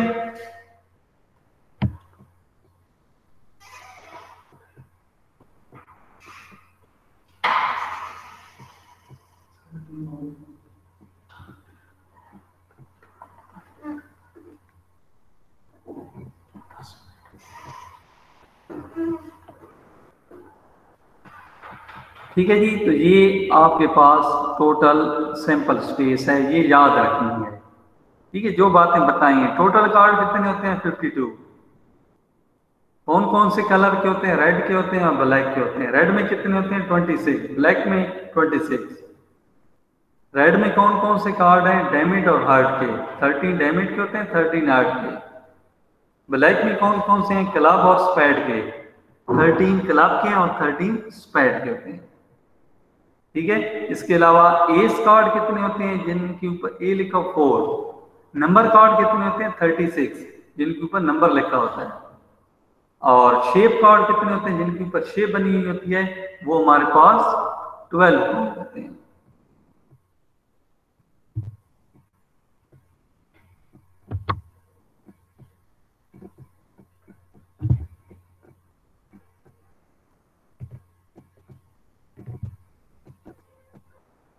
आगे नेक्स्ट हमारे पास है how we can find probability of an event ए।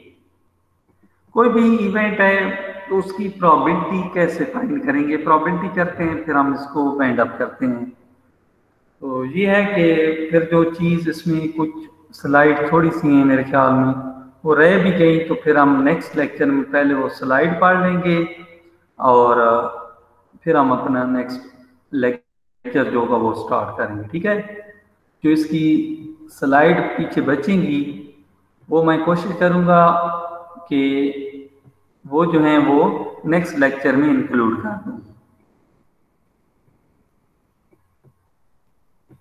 देखें जी, प्रोबेबिलिटी हम कैसे फाइंड करते हैं? If an event A is defined as sample space S, then the probability will be equal to, probability किसकी इक्वल होती है?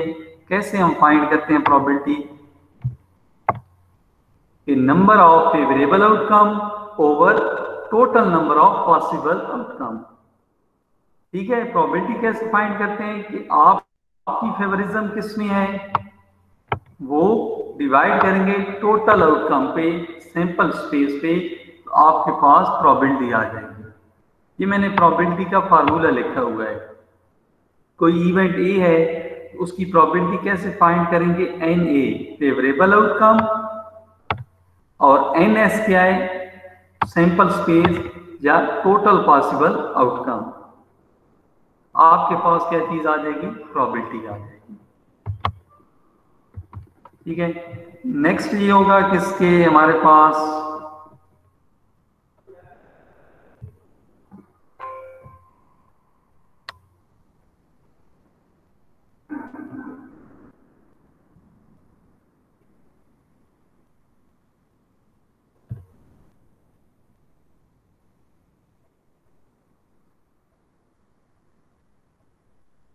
यहाँ तक फिलहाल करना है, फिर इसके जो न्यूमेरिकल क्वेश्चन है वो इंशाल्लाह नेक्स्ट लेक्चर में मैं आप लोगों को समझा दूंगा। ठीक है। यहाँ तक कोई भी इशू है तो आप मुझसे डिस्कस कर लें।